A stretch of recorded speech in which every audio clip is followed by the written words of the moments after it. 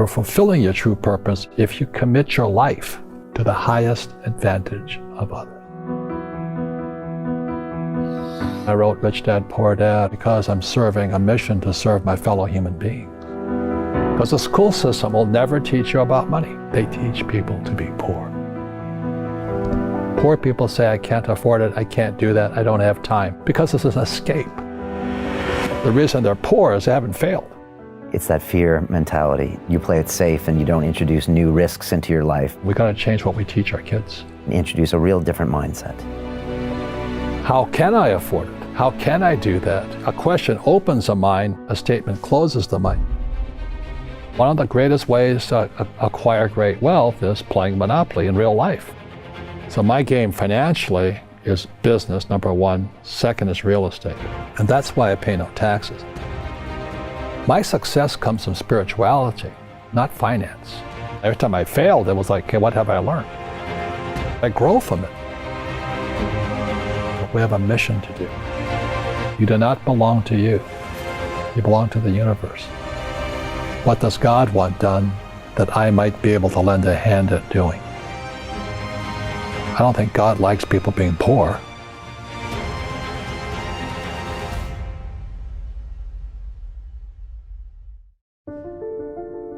They say that the human race is doomed, that we have lost touch with our true nature, that the media has corrupted us, and that the planet has no future.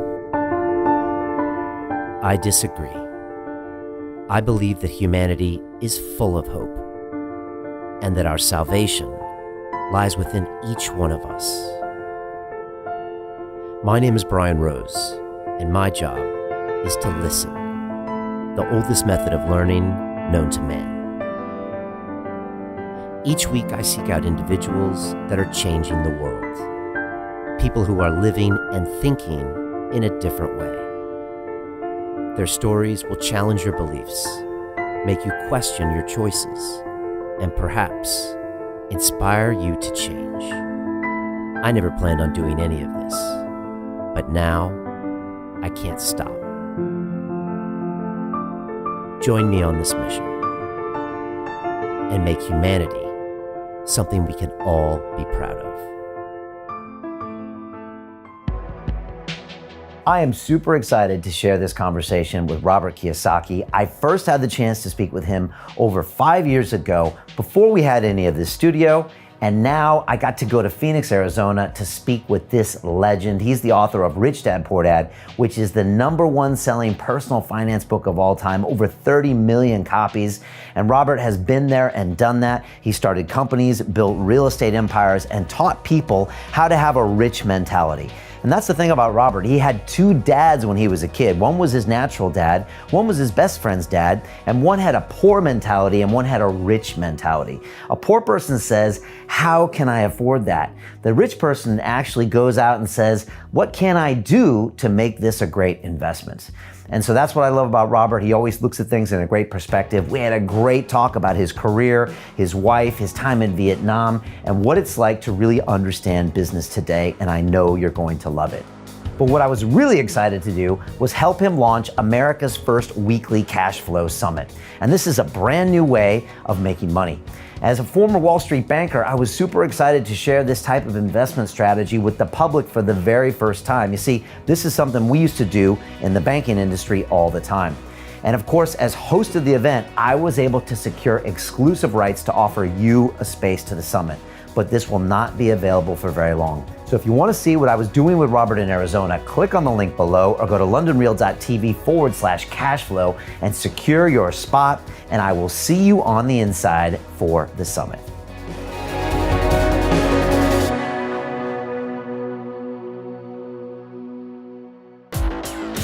London Real doesn't stop when the conversation ends. You see, that's when we get started.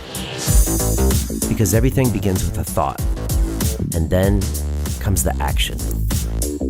The London Real Academy is our global transformation platform. Here we bring together thousands of students from over 75 countries. Whether you want to build a profitable business from your passion, or learn to speak to inspire, or broadcast yourself with your very own podcast, or accelerate your life to become a high-performance person, we have the online accountability course and personal mentoring program that will make your dream a reality. Join us, and we'll take your life to the next level together. Our next accelerator course is starting soon.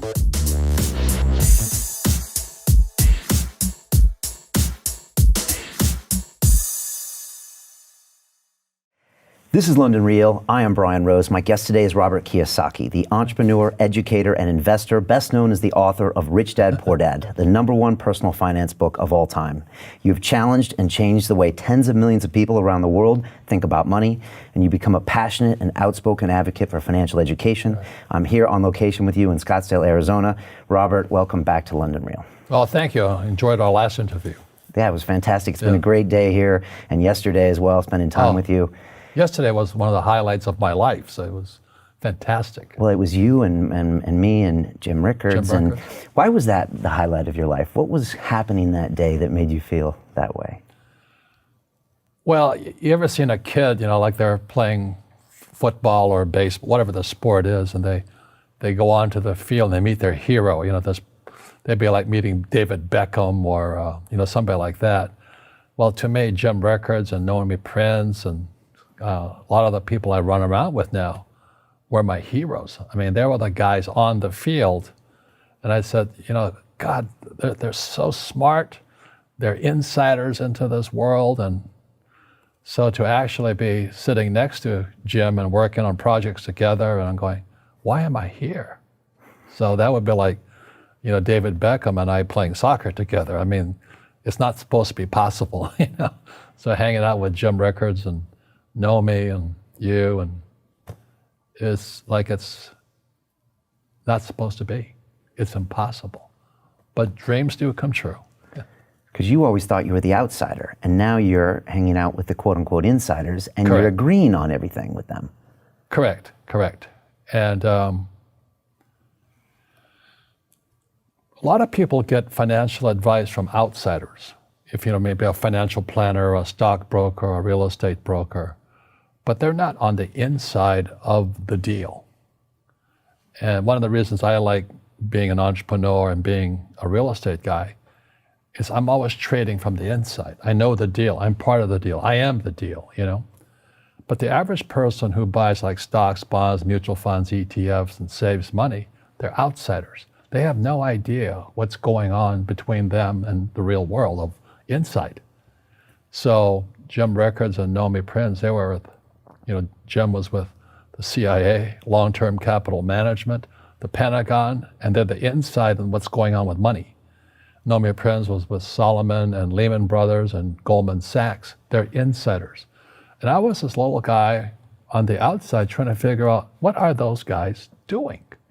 How are it's almost like, what's the wizard doing? How is the wizard pulling these handles and all this? And we're all outside jumping around doing as they tell us. You should save money. Okay, I'll save money. You should buy stocks. Okay, I'll buy stocks. You should put some money in bonds. Okay, I'll buy.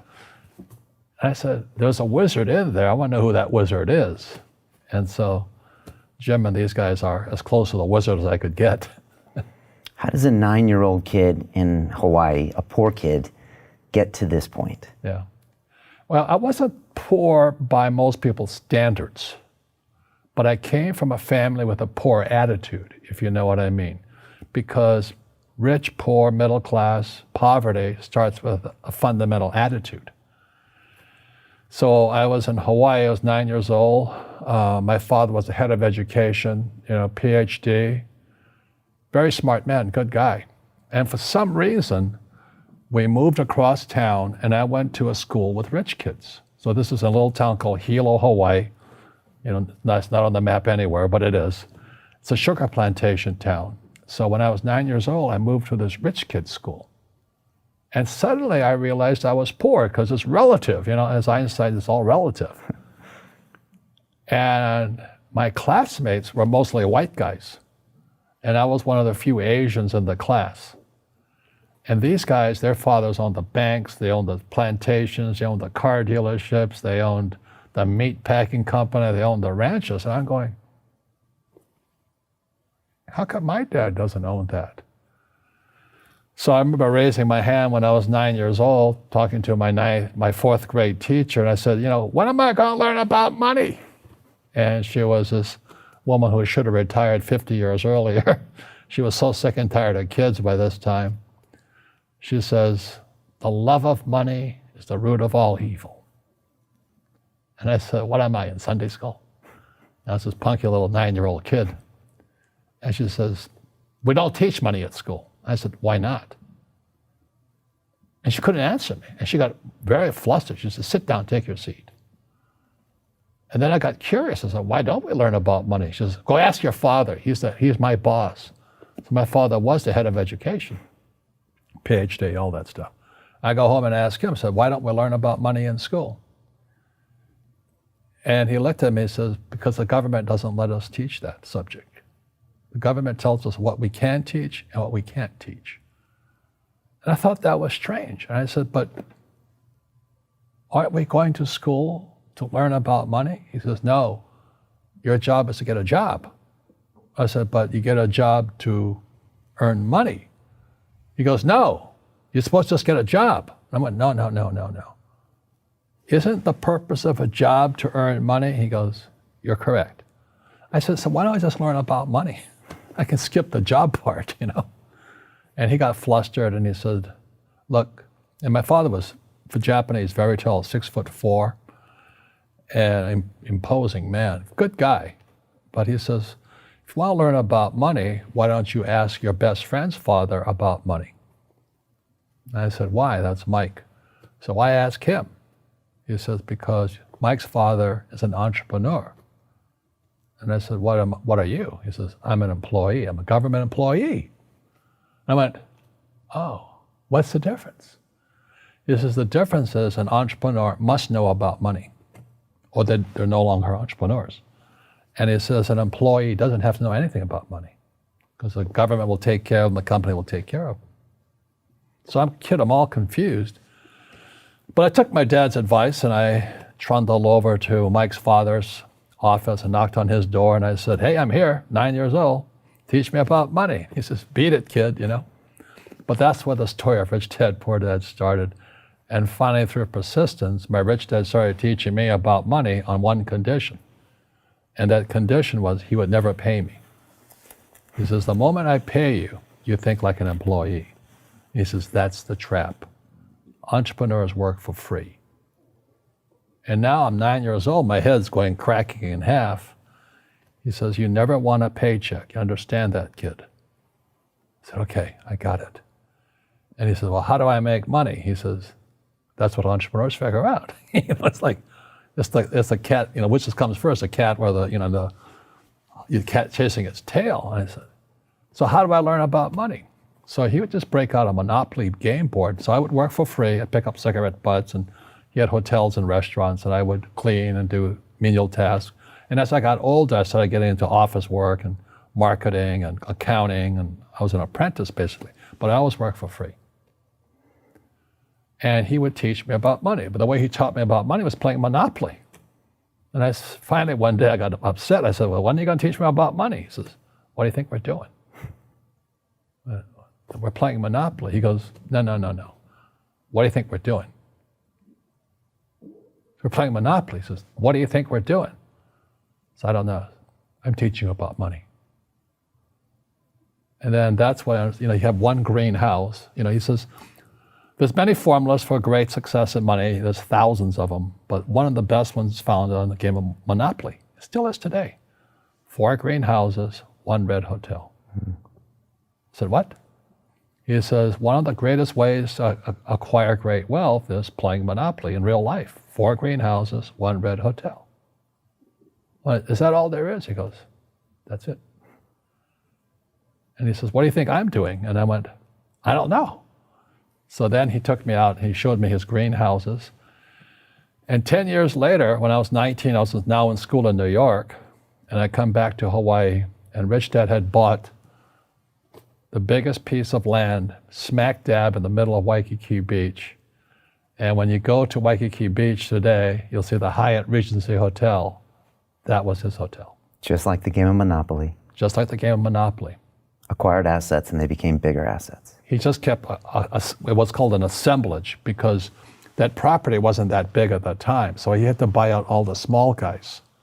Because Waikiki was a little dirt water little town. So he'd buy out this shop owner and buy that shop owner. And it took him a while, but he finally assembled this large piece of property. And then he and Hyatt put up this giant hotel. You know, it just sold for $800 million. So that's how I learned about money. And that's because he refused to accept a paycheck. He says that the moment you accept a paycheck, your brain goes dead. You know, you just got paid. He says, as long as you're hungry, you'll think. And he was a great, great teacher. So today when people ask me what I do, they know me as the author of Rich Dad, Poor Dad. I just say I play Monopoly. So I own greenhouses, I own big hotels, I own oil wells, golf courses, businesses. I'm just playing Monopoly. That's all I do. You know, I re-listened to your book on the flight over from London, and I hadn't listened to it in maybe 6 years. And the first time I read Rich Dad, Poor Dad, I thought it was a book about money. But when I listened to it a couple days ago, I saw it differently. I saw it as a book about fear, about self-knowledge, about mindset, because you're just describing these people, and they're in this world that they don't want to acknowledge that they're in. It's almost a prison in their own mind. Right. Is that what you were trying to get across when you wrote that book? Well, I don't know what I was trying to get across. I just, the fact of the matter was I created this board game called Cash Flow. Yeah. And I couldn't sell the board game. So I had to write a brochure. And the brochure I wrote was Rich Dad, Poor Dad. So Cash Flow came out in 1996. And Rich Dad, Poor Dad came out in 97. So the real fact of the matter is Cash Flow is about accounting. Rich Dad, Poor Dad is a book on accounting, income statement, balance sheet, statement of cash flow. But if you've ever taken accounting courses, there is no more course more boring than accounting.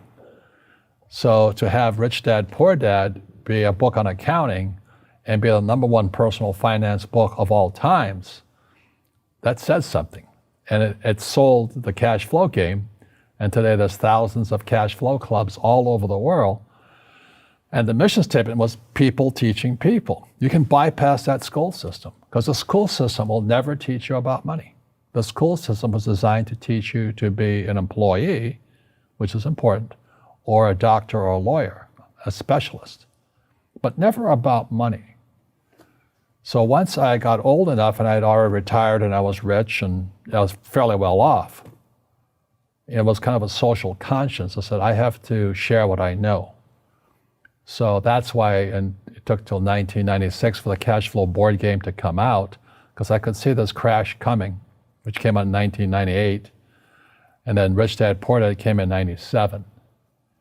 And the story goes, every publisher turned me down. They said, you don't know what you're talking about. Because they said, savers were losers, your house is not an asset, and the rich don't work for money. And so the publishers are like my dad, academic superstars, you know, they're the A students in school. And so they turned the book down. And it took going by self-published route. You know, a lot of network marketing companies picked up the book, like Amway and those guys. And they picked up the book to help recruit because it's about financial independence. They're about the same thing I am. And then Oprah called in 2000. And then the next thing I'm on Oprah, and I went from obscurity to world famous, you know, overnight success in 2000. And the book has been on the New York Times bestsellers for 7 years until the New York Times took it off. They said it had been on too long.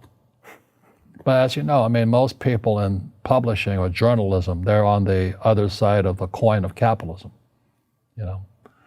So they don't like guys who make money. And that's like my Poor Dad side. So that's kind of the story. And, you know, I play a Monopoly in real life. I don't need a job. I don't have a retirement. I don't need a retirement. I don't want the government to take care of me. But I felt a social responsibility to teach. Mm-hmm. And that's what my Rich Dad did for me. And you said the book is about accounting, and it is an amazing book on accounting because it makes it understandable. Yeah. And I took accounting in business school, and I know what you mean. It's boring. It's boring. But it is also a book about your own fears, and I think that's why it resonates with people, because you're telling them things they know is true. They know when they look in the mirror they're not making the correct choices, they're not being disciplined, they're doing the wrong thing, and they know they're unhappy, in fear their whole lives, waiting for the next paycheck. And it's understandable. We all have fear. To be truthful, we all have fear. It's just how you deal with it. And Einstein said, imagination is more important than knowledge, but knowledge empowers imagination. And what most people lack is real business knowledge, like accounting, like debt, like taxes. You got to know that stuff, but they don't teach it in school to anybody. So, and then when people ask me, how did your rich dad learn this when your poor dad, a PhD, didn't? And the answer is very simply, my rich dad, who's my best friend's father, his father died when he was 13. So rich dad had this family business at 13 to run. So he had to drop out of school, which was his blessing. There's blessings, and sometimes the blessing doesn't look like a blessing, but it turned out to be a blessing. And then his teachers became his bookkeeper, his accountant, his attorney, his banker, his real estate agents. So he has what I call real teachers, not these fake teachers in school. You see, most teachers in school, they're out of ethics. They teach subjects they themselves don't practice. I had the same problem in my MBA program. I got into arguments with the marketing teacher because the guy didn't have a business. And then I got into arguments with the accounting teacher because the accounting teacher didn't know accounting. I knew more about accounting than him because I actually worked in bookkeeping in my rich dad's companies. And so I'm not an accountant, but I understand accounting. So that was the end of my school years because I understood what a fake teacher is. A fake teacher is somebody who just wants a job and they'll teach anything. They teach how to shine shoes if you pay them more money. But they really don't know what they're teaching. For example, my calculus teacher, went to military school in New York, and I asked the teacher, I said, I'm in my third year of calculus now. It was called strength of materials. I said, am I ever going to use this stuff? He goes, no. I said, why do you teach it? Because I get paid. I said, do you ever use it? He goes, no. And that's why, you have to, in life, one of the things I suggest to people, you got to find a real teacher versus a fake teacher. And a fake teacher is somebody who doesn't do what they teach. And a real teacher is doing what they teach every day. So my accountants, my attorneys, they're in it every single day. And that's how I learn, because every day I'm solving problems in my business. So I have accountants and attorneys and bankers and all these people on speed dial because I'm solving problems with my team. That's how I got smart. That's how you got smart. How are we doing 21 years later since this book was published? There's more information out there than ever. We've got the YouTube, we got internet, everything. Are people better educated about money? No, they're worse off. I mean, I have my little Rich Dad radio show, and tomorrow I'm interviewing these team of, I think they're educational psychiatrists, and their book is called Coddling of the American Mind, is how our school systems are making our students weaker. So in school, they have these things called now trigger effects. So you can't, as a teacher, you can't say anything that might upset the student. They don't want anything that might jar their point of view. So if I went into school, I'd be thrown out because I threaten them. I would, and to me, isn't school about opening your eyes and minds to new ideas? But that's now out of the system. So everybody's got to be PC, politically correct now. And it's killing us. It's killing the brains of our kids. They're going backwards. But in their minds, they're more enlightened. They might be. But if I didn't have ideas that shook me, I wouldn't learn anything new. But now these trigger mechanisms, like they don't let you have peanuts anymore. So they found out if you take peanuts away from a child, their propensity to have peanut allergy goes up. So you get out a child, you say you can't have peanuts. So 17% will find out they're allergic to peanuts. But if you gave kids peanuts, only 3% would be allergic to peanuts. And that's kind of the metaphor the book starts with. He says, we're actually making our students weaker in school. Yeah. You did a corporate retreat here about a week ago. You do it every year for the last 21 years, Rich Dad, Poor Dad, or Rich Dad headquarters. Right. And you bring all your people together. And you said you started talking about something new that you didn't always have as a theme of your retreats. What was that? Well, this year, and I'm putting it back into the business, was my success comes from spirituality, not finance. And what happened was when my wife and I started Rich Dad back in 1996, actually, we left the spirituality out. And then the corporate types came in, the MBAs and the accountants and attorneys, and they tried to make it into a business. And I said, no, we're just a bunch of merry men who are kind of like Robin Hood and his gang. Are you Robin Hood? Taking from the rich and giving to the poor? No, I don't believe it. I don't believe in giving to the poor. But you're giving knowledge to the poor. Yes. That's a very big difference. You see, people say, well, why don't you give the poor money? So the only problem with that is it just creates more poor people. Give a man a fish, he fishes for the day, or eats for the day. Yeah, you give a man a fish, you get a lot of people who want more fish, but you teach them to fish. But you are the Robin Hood of knowledge, because I see you giving this knowledge out, and do the rich people cringe and say, don't tell them that, Robin? Yes. Don't tell people what you know. Right. Keep them poor. But, unfortunately, the poor, as was in the Bible, I'm not real religious, the poor will always be amongst us, because it starts up here. Right, it's that fear mentality. It's in their words, and the words become flesh. Again, I'm not really religious. I flunked out of Sunday school also. But when they say I can't afford it or I can't do that, they go down. They become what they say. And I meet so many people, I can't afford it. You think I made of money? Your mom used to say that. Your mom used to say that. My dad. Your dad. My PhD dad, he says, what do you think I am, made of money? I can't afford that. And my rich dad would say, that's why he's poor. Poor people say, I can't afford it, I can't do that, I don't have time. Because it's an escape. It's an escape, you know what I mean? It's easy to say, I can't afford it. Oh, I'm too tired. Oh, I can't go to the gym. When you could go to the gym, but no, I can't. Truth is, I'm just too lazy to go to the gym. And you play it safe and you don't introduce new risks into your life. And so I have job security. Right. And your rich dad used to say what instead of, I can't afford it? How can I afford it? How can I do that? What would it take? Or why should I do that? He says that a question opens the mind, a statement closes the mind. See, when you say, I can't afford it, your mind shuts down and you become what you say. Like I struggle with weight all the time. You were telling me that you were on a vegan diet and all that. Yeah.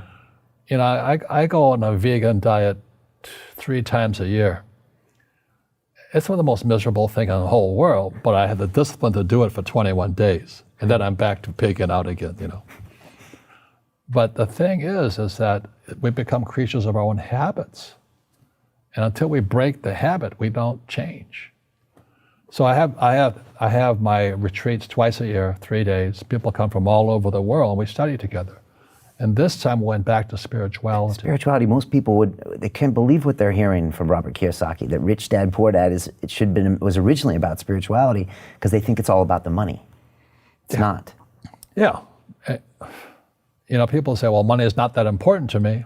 Then if money is not that important to you, money is not important to you. You know what I mean? I don't care about money. The money doesn't care about you. The word does become flesh. Right. Or I'll never be rich. Or the favorite one is the rich are greedy. It's the poor that are greedy. If you think about it, because to be rich, you have to give something. I have to produce books and games, and I purchase real estate, I provide housing, provide jobs and all that. That's why I'm rich. But greedy people produce nothing. Oh no, it's the rich that are greedy. And I'm going, hey, sports fans, you point a finger forward, 3 are pointing backwards. And so, as we know, there's a big attitude problem against the rich today. I had a guest on my show recently and he said, poor people are selfish. Yeah. Hit a lot of people below the belt. And he said, no, think about it. These people are selfish. They're always complaining about their problems. They're always focused on their own issues. Yeah. Do you agree with that? Well, the way you get rich is you solve other people's problems. Right. That's how you create value. Yeah. Right. Yeah. If you could cure cancer today, you'd be a trillionaire. You'd be an instant trillionaire. Nah, I'm just too busy to work on that. I think I'll play golf instead. Tell me about how you bring spirituality back into a company, a corporation, or Rich Dad. Well, because it's a business, I can't force anybody to do anything. But we study spiritual books. Like the last book we studied was The Power of Now by Tolle, T-O-L-L-E. And then before that, we studied those types of books. We also study finance books. But then I encourage meditation and this process called clearing. Tolle talks about we have pain bodies in our, it's like maybe your father did something to you 50 years ago. Well, that pain is still there. And meditation doesn't get to it. So there are people with the precision, it's like a laser guided to go in there and remove the mental and emotional pain. So there are processors who can do that. So at our events, we have these processors and they're made available to people. Now, does everybody participate in it? No. Right. You have to have a little faith. It doesn't work. Right. Yeah, and I was trained as an engineer, and science told me that none of this stuff works. But when I meditate and I practice yoga and I do these things, I do find pain leaving my body. So again, I have to ask myself, am I stuck in that poor dad mindset of believing everything everyone tells me and not making some decisions for myself? Yeah. Well, when people ask, like, how did I get on Oprah? How did I write a book with Donald Trump, now President of the United States? Not that I'm endorsing him. He's much hated. Good man, though. I want to talk about him. But anyway, how could I have done that? Well, it wasn't my brain. It was, Oprah had me on the program because she's concerned also. Trump and I wrote the book together because we both had rich dads. And we both are advocates for financial education. And a lot of people just hate him because he's rich or he's obnoxious. He is obnoxious, I can't give it that. But we didn't get together for about money because we both had rich dads who taught us how to make money. Our schools don't teach that. Our schools teach almost the exact opposite of that. So anyway, how does a guy like me, a little kid with no money, and it wasn't I was poor, we're very middle class, I think my father was making about $20,000 a year. And when I graduated from college, I was making $120,000 a year. 6 times the amount he made. And I was 21 years old. And he goes, how'd you do that? I said, I didn't go to the same school you went to. You used your mind in a different way. No, I just followed my heart. Okay. I went to school to be a ship's officer to sail. So I sailed all over the world. And back this was in the 60s, if you sailed into the war zone, Vietnam, which I did, you got double the pay and no taxes. So that's how I was making $120,000 a year. And I come back, my father's still making $20,000 a year. I'm making $120K. And he can't understand it because he's a poor man in mind and in soul. He says, you've become like one of those rich guys. And I said, just because I have money? I'm in the war zone, I'm doing this. But it violated all the core values. See, the reason, as you had, is that Lipton? Bruce Lipton on my show. Bruce Lipton. Yeah. He says poverty is passed on. It's taught in your families. And middle class is taught in families. And I was really happy that, he endorsed Rich Dad, Poor Dad on your program. Because he says, I was taught by a rich man. And so the people right now who are sitting at home, who are struggling financially or worried about money or unhappy, they may be making a lot of money, but unhappy with what they're doing, it was probably taught to you. Your super ego was taught, get a job, work hard, or you'll never be rich, or the rich are evil, or whatever. And until you change your mindset, money won't help you, right? Correct. And we see that with people that win the lottery, people that make more money, they still have the same problem. Right. Because they have that poor man's soul. Right. If you're poor, you'll always be poor. That's really hard for people to Yeah, understand. the money will disappear that fast. Just like most pro athletes, they make millions of dollars, and 65% are bankrupt 5 years later. It's because they come from poor families. Now you tell them that, they get very angry at you. It's the rich fault. It's you guys ripped me off and government ripped me off. But unfortunately, what Mr. Lipton was saying, it's passed down genetically.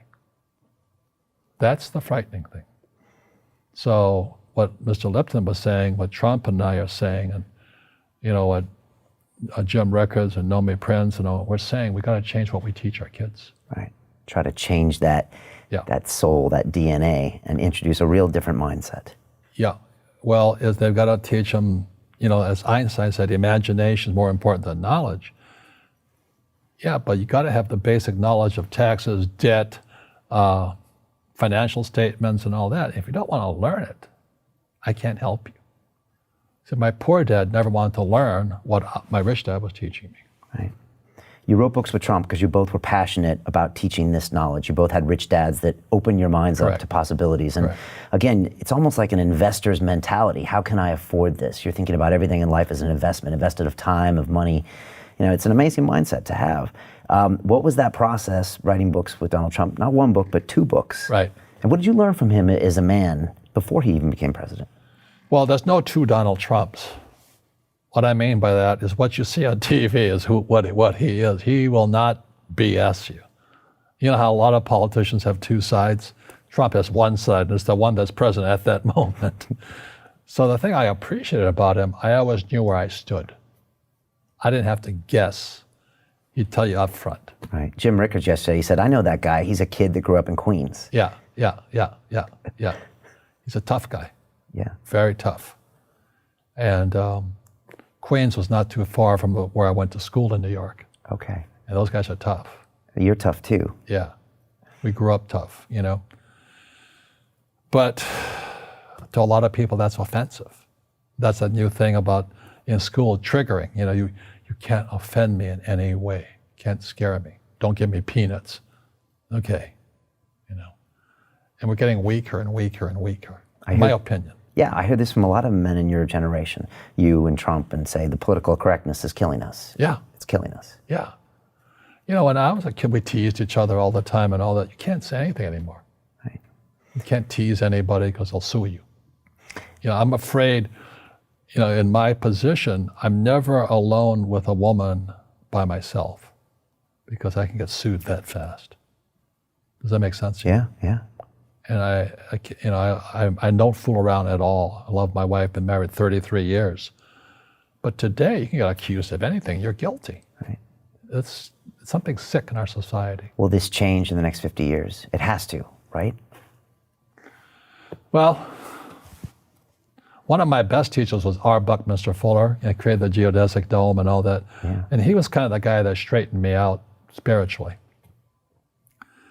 And he always talked about he talked about generalized principles. And these are principles that are always true, no exceptions.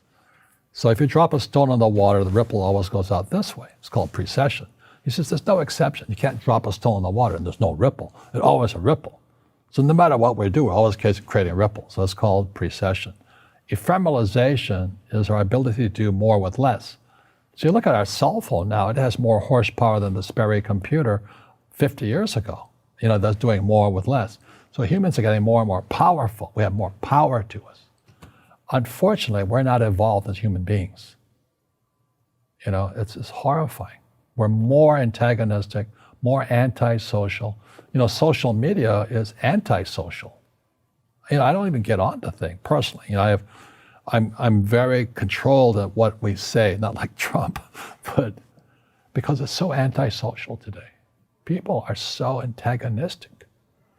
That's the danger part. So the reason I'm speaking on spirituality, we got to evolve.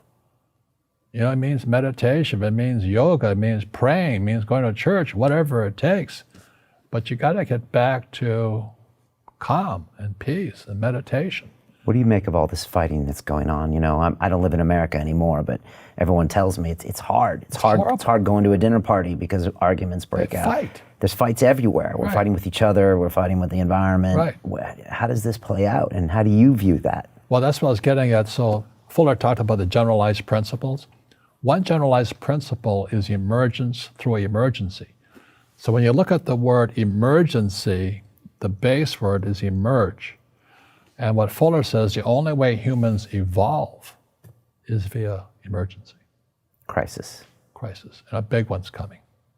And it's going to be, as we all know, our banks have ripped us off immensely. They're just a bunch of crooks. I don't know how they can live with themselves. But, you know, the bankers rip off trillions and they get bonused in billions. Nobody goes to jail. That's the sickness of our society. So that's why Trump and I write about financial education. It's almost like self-defense. It's almost like taking judo against our own government and our own banking systems and Wall Street. So that's why we're here with, you know, Jim Rickards and Nomi. It's kind of self-defense, teaching people what schools will not teach us. I spoke to you yesterday and asked about the next 3 weeks. You're traveling all around the world. And I said, Robert, why are you traveling so much? And you said, because I need to let people know that this crash is coming and that these problems are out there. You feel like you have a mission to let people know about this. It's a sense of that, yes. And, you know, why do I have, you know, I have bad luck too. I've had financial crashes. I've had people stab me in the back, but they're all good because I grow from it. That's spirituality. Right. You know, people who are afraid of making mistakes like they teach in school, they don't ever grow. Because spirituality is there's good and there's bad, there's right and there's wrong, there's up and there's down. Most people only want to be right, they only want to be positive. Well, you can't have that. That's not reality. Your first two businesses, the wallet business was up and then failed, and your next one was up and failed, but you would have never gotten here without those failed. quote unquote bad events. Yeah. Should we stop using that word bad? Yeah, every time I failed, it was like, good. I said, okay, what have I learned? And the average person, the reason they're poor is they haven't failed. You know, they play it so safe. They haven't made any mistakes like they're taught in school. That means they don't learn anything. That's why the school system's actually fundamentally corrupt. It's anti-education. Right. Don't make mistakes and don't ask for help. And if I didn't ask for help, I have my accountants, my attorneys, my bankers, and all that. You know, I go into business like a rugby team. You know, boom, boom, and we kick butt. But the average guy is standing there, oh, I'm an A student, I'm going to do this all on myself, and a bunch of rugby players run you over, and you go, well, they're not playing fair. Yeah, well, you're playing stupid. You should have a team. You should have accountants, attorneys, and bankers, and all that stuff. But that's not the game I want to play. I said, then don't play the game. You know, the game of business is played with accountants, attorneys, bankers, I hate to say it, politicians. You know, you got to know the game. And you got to play it hard. Yeah, and you know, as I was saying to you, is that I love England because my favorite game is rugby. And I had the benefits in the 70s of playing twice with Blackheath. And that was like going to, you know, almost going to heaven to be in England playing rugby and then going to Twickenham, you know, for the World Cup. And then I was in Australia to watch Johnny Wilkinson, Sir Johnny Wilkinson, beat the Aussies in the most powerful rugby game ever played, I believe. It was England versus Aussie. And they went to 2 overtimes. And you talk about the spirit of the players coming out. There were guys falling down the field, not because they were tired, they were cramping up. They couldn't go anymore. And then Wilkinson, which I forgive him for, kicks that field, you know, you go. But that's the game. And a lot of people would rather sit in the stands than be in the game. That's why you like rugby. Because they're on the field, they're competing, they're going head to head. Right. It's raw. Rugby is a team sport, but so is soccer. The rules are different. You know, when I went out for soccer, so you mean I can't hit anybody? I think I'll stay with rugby. You know? And other people are golfers. They play by themselves. And so everybody's different. So what I say to young people is, you find your game. So my game financially is business, number one. Second is real estate. And that's why I pay no taxes. That's why Trump pays no taxes. Legally, it is a combination of business and real estate that gives us an unfair advantage over employees because they don't know what to do. There was an article in the New York Times on the front page about a week or two ago, and it was about Jared Kushner, right? So Trump's son-in-law, and about You how saw that same article? Yeah. Did you pick it up? Yeah, I read it, and it was all about how Depreciation. And yeah, he didn't pay any taxes, and his net worth was growing, and everyone's arms were up. Look at this guy, he's not paying taxes. Yeah. And this is the New York Times, Yeah. okay, so considered a front runner in the news, showing us how bad this was, that this entrepreneur who grew his net worth by like 3 times or 4 times over the last 3 or 4 years, and I thought of you. What does that tell us? What do you see when you see that article? Well, the New York Times article is an employee mindset, and they have no financial education. Somebody said Kushner has a loophole called depreciation. I go, you idiot. It's illegal. It's not a loophole. Depreciation is what the government wants us to do.